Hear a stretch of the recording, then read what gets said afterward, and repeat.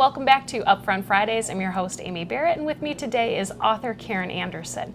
We've had Karen on before, quite recently, but she is such a pleasure and a peach that we had to have her on again. Thank you. So we are promoting her next event, which is here at Horizon Books, Saturday, June 9th, 4 to 5:30. I had to look. So Karen, tell us about this event, because it's a different format than one you've done before. Well, it's not just my event either. It's one that I'm sharing with Yvonne Stevens, who could not be here today. She has a young daughter who needed her at home. But Yvonne and I have met many years ago and decided it would be fun to do a reading of her poems and my essays. Cool. To kind of change it up a bit. I met Yvonne in a poetry workshop with Holly Spalding, who was a teacher here in Traverse City for a while of poetry. And I was so struck the minute I heard Yvonne read her poems by her almost startling honesty, and also a really droll and quirky sense of humor in some of her poems, you know, that really catch you off guard. So Holly, as our teacher, would often say, "Is it fresh? Is it fresh?" That was kind of a goal, because poetry, like any good writing, I guess, makes you see the world anew, see it differently, see it more clearly, get your attention. And I think Yvonne's poetry has a particular knack for doing both those things, to see deeply and to perceive freshly. Yeah. So her book is Salt Before It Shakes, which is a great title. It is a great title, and our previous, anyone who viewed previous shows of Upfront Oh, Fridays, that's right. She did a Yvonne reading. has been on before too, and so she got a chance to read her. So we're going to read a couple today, but not right now because I got a few more questions. All right. But people can look forward to that. There's your teaser. But yes, we've had her on before, Good. and she's a lovely person, and like you said, so funny and vibrant, and you just want to get to know her better. You just want to hang out with her more. Yeah. So that's what these author events are really all about, getting to know you as the author. And Yvonne, it's Yeah. going to be so much fun. So. Yeah, I think so. Yeah. So, and nobody's doing anything Saturday 4 to 5:30 anyway. So, come on Good. down. So, so you told us a little bit about how you meet. You told us a little bit about your event. So why people who came to your event, and Yvonne's also had a book signing here, so they've already seen you once. Why do they come again? Because we're just so great. Well, yeah, obviously. No, I think not everyone could attend the other events that we've been part of, but people really enjoy hearing authors read aloud from their works. Actually, people enjoy being read to, period.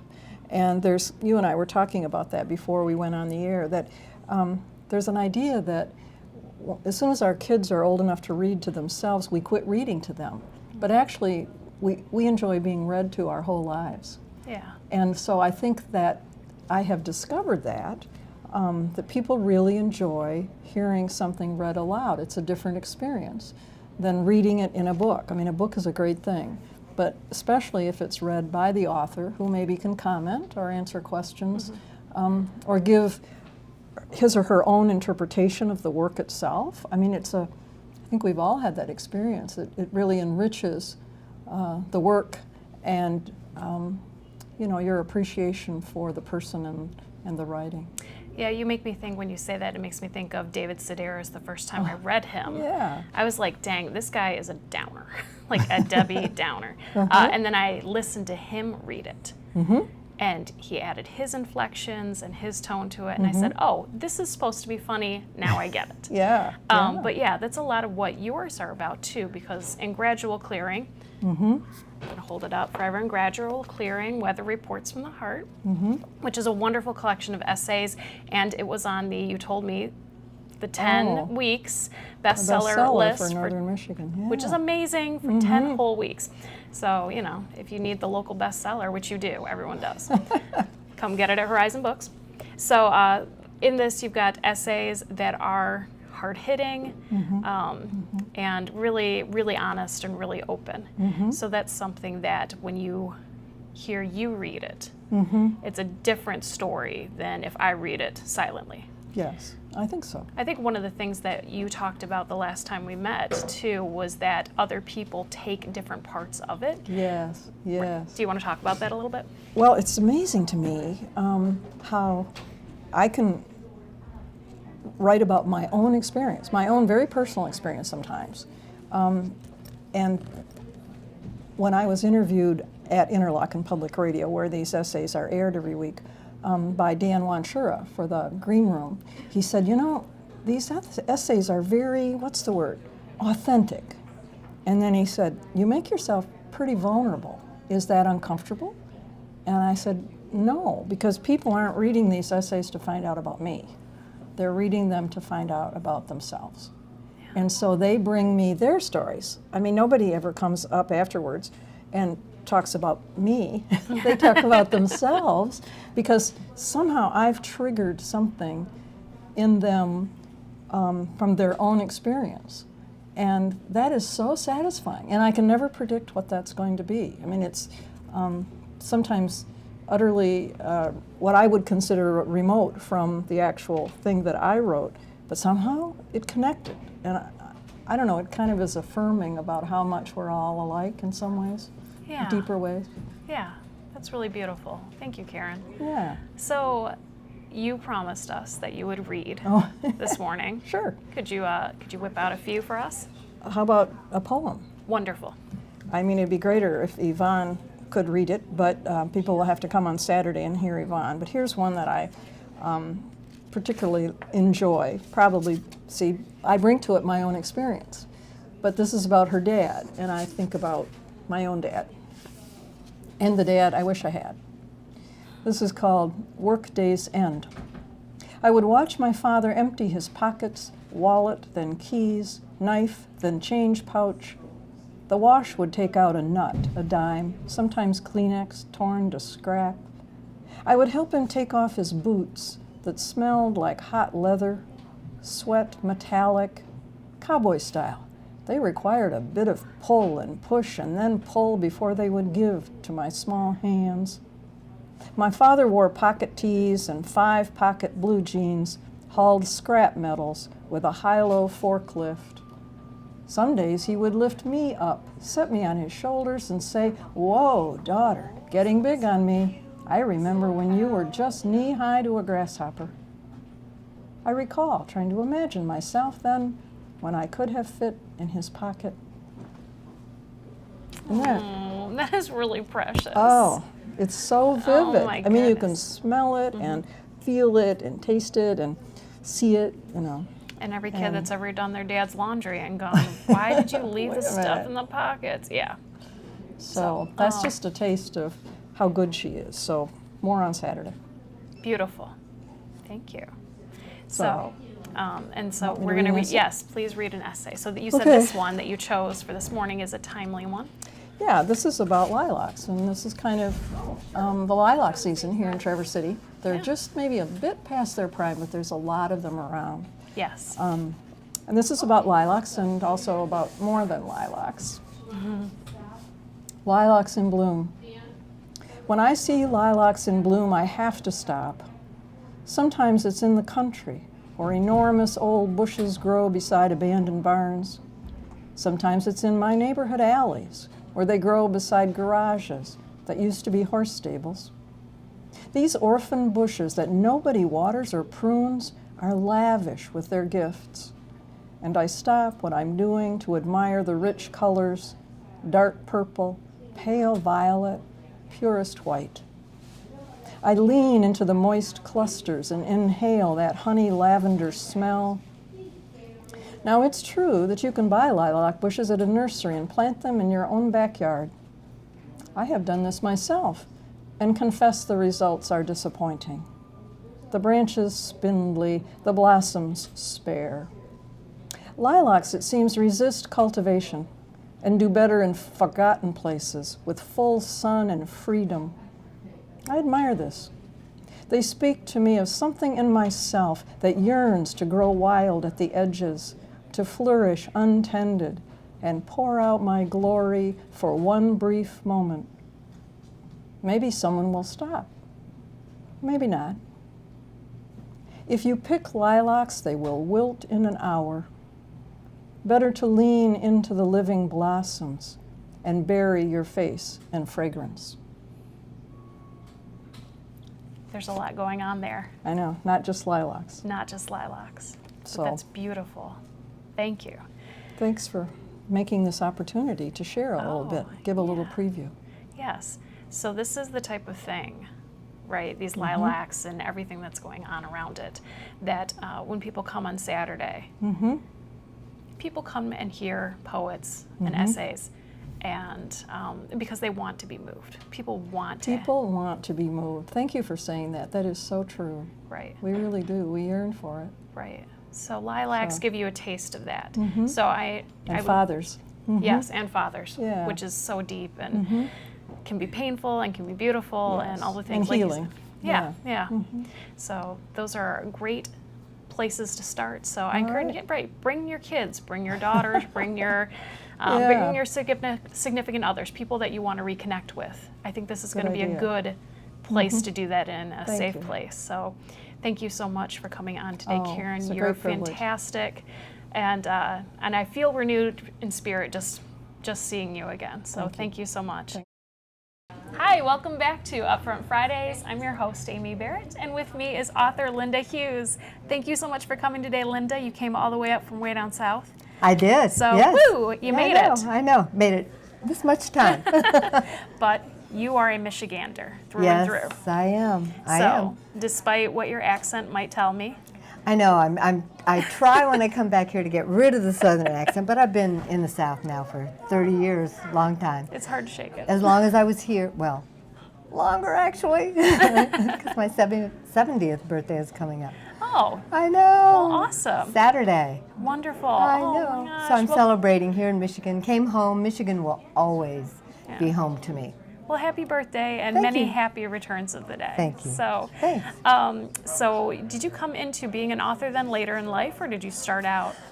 Well, when I was 12 years old, I wrote in my diary that I was going to be a Ritter when I grew up. I spelled it wrong, Right. but I had the notion that that was what I wanted to do. And I actually wrote, this is kind of cute, that I wanted to be an actress, but they didn't seem like very happy people, so I'd be a writer. I didn't know yet about all the writers that have committed suicide. Because you're alone and depressed and all the time. Right, right. And can be driven to drink. I haven't yet, but Wah, wah. anyway, I knew a long time ago that's what I wanted to do. I was encouraged by teachers in high school and college to keep writing.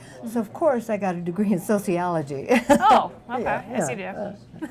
And had other careers for many years, 2 other major careers, and wrote along the way, but finally I'm able to spend full-time writing. Love it, love it, love it. Tell us about where do you write? How do you write? I write at home with my dogs. The dogs help a great deal. I can read things out loud, and they let me know whether or not the passage is any good, if they like the wordage. But I write alone. I write on a schedule. I'm not Okay. one of those people who can allow myself to do it when I'm in the mood, because I'm always in the mood to do nothing. Right. And so I have to think of it as a career, and I take it very seriously. But I enjoy it. I love it. So it isn't hard work. Wonderful. Yeah. So I've read of your new book. I've read the first 3 chapters. Okay. I'm already so ready for what's coming. Like I Good. don't know what's coming yet, but I'm Good, so good. ready. Yeah. Because it's very engaging. You're a very gripping writer. I can tell the editing is Oh. superb. Sometimes you see Thank books and you. you're like, especially anymore, you see books that have like a self-published feel, and it's like, ugh, I have a Can't you wonderful just get- publisher. Yeah. They really are great. And my sister, who lives in Grand Rapids, is also an editor. oh So it works out great. man, this it just rides in the family. Yeah. How lucky are you? I know. But I'm so glad that you've Yeah. enjoyed it so oh, far. I'm so gripped. I'm ready for Just this wait, thing to you won't believe oh what my happens. goodness. So don't spoil it for anybody. I won't, But I won't. this is your second book, Correct. and your first book, Secrets of the Asylum. Uh-huh. which is about our very own Traverse City. Traverse City State Hospital. Yes. So do you want to tell us a little bit about that?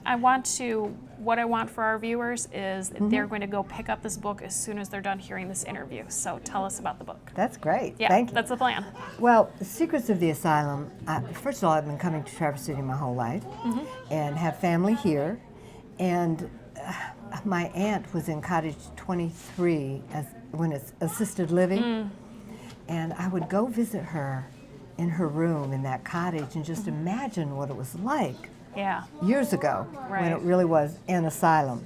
And so then my sister and I took a tour of the asylum one day, and oh my goodness, the stories just reek out of the walls. You can just picture what had to have gone on, good and bad, because Right. times changed and the way they treated people changed over time. And so I did a lot of research.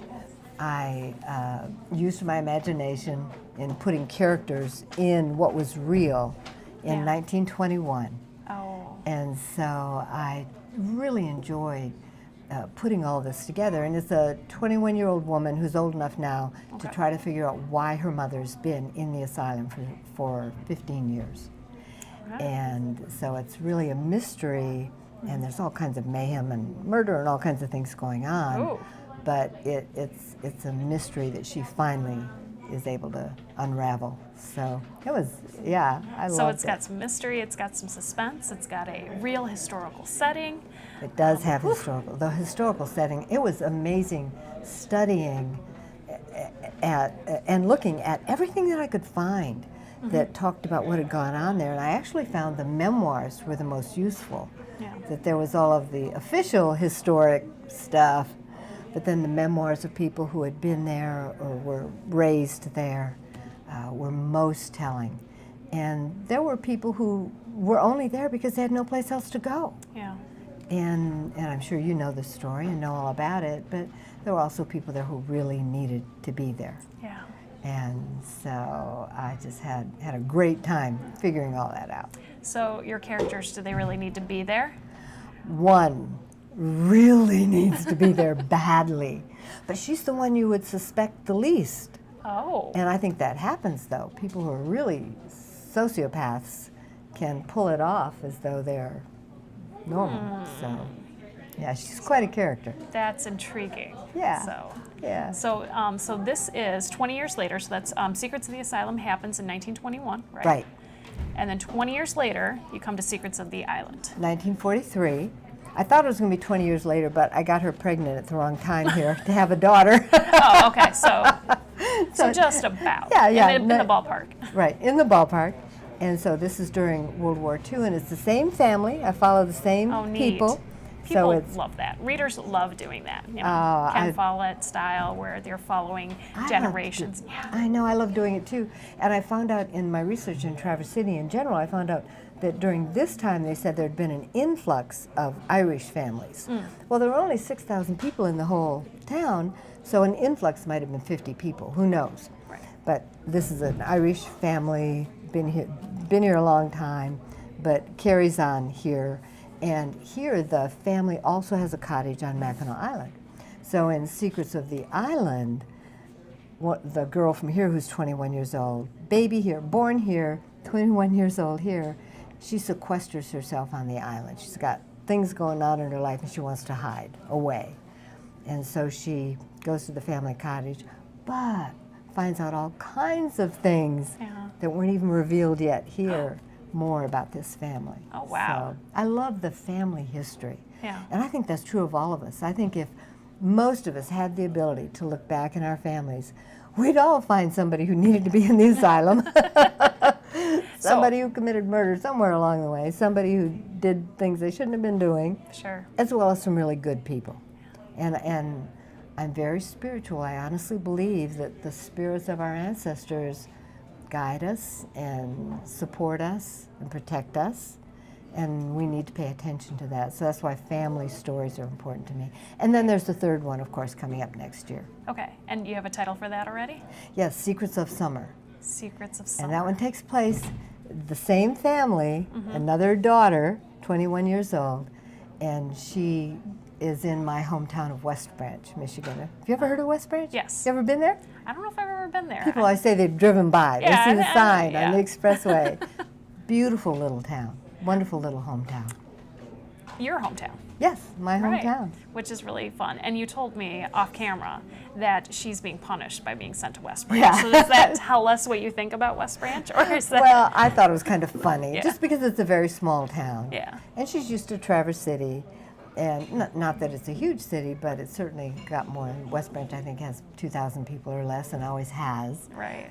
And so the family owns a lot of businesses in different places, and they own a business there. And so for punishment, because she refuses to behave, and she got kicked out of Michigan State. So Whoops. they're sending her to work in this small town, and more mayhem occurs. So How deep are you into that book, into writing it? I have it outlined. I outline my work. Oh, okay. I'm not one Interesting. of those writers who can just write off the cuff. I have to outline, and my story often changes as I go along, especially the ending changes Oh, sometimes. sure. The ending in the new one shocked me out, shocked nicely. Oh. I was surprised. It just popped up out of nowhere, Oh, and I beautiful. loved it. I was really surprised. But if I don't have that outline, I don't seem to get much of anywhere. Oh, So good to know. I start with that. So this family Yes. has a lot of things going on. Yeah. Are these all things that you've heard about? Are you divining other people's family secrets and sort of throwing them into your book? Are you making it all up? How do you find these stories? No, it's amazing. You don't have to make this stuff up. I was a college professor for 16 years, and I had an ancestry quest assignment, that's what I called it, for my students.